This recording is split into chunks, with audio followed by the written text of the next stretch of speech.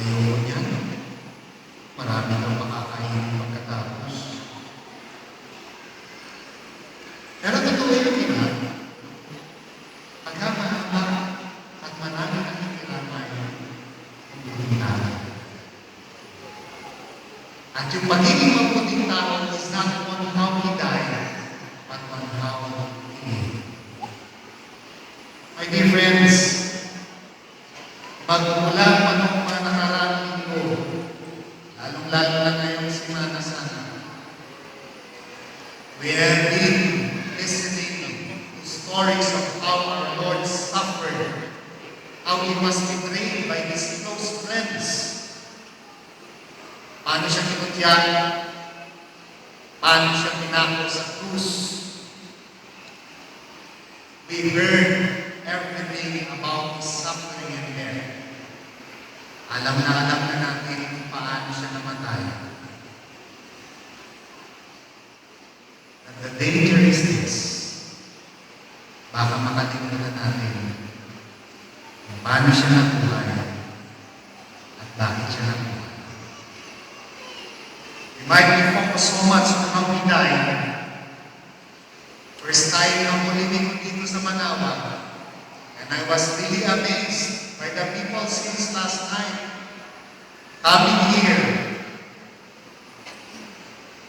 Minsan natatawa ko. Kung kailan iisa lang ang misa, saka naghahanap ng misa. Biyernes Santo, kung kailan walang misa, saka naman pupunta sa simbahan at maghanap ng misa. Kanina paglabas ko dito pagkatapos umakmak ang misa, meron ako isang grupo na narinig. Sabi ba naman? Ano ba naman yan? Dami-dami ng pari dito, wala man ang misa, minsan. Gusto ko lang sagutin eh. Hindi lang nag-implik. Ingles na. Kayaan na. Ignorante.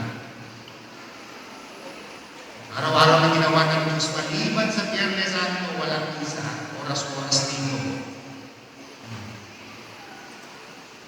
Kung kailan rin Semana Santa, saan na po kumakuha? Dami namin sindi. Kapag katatayo na, parang umihi, sisimagutan naman.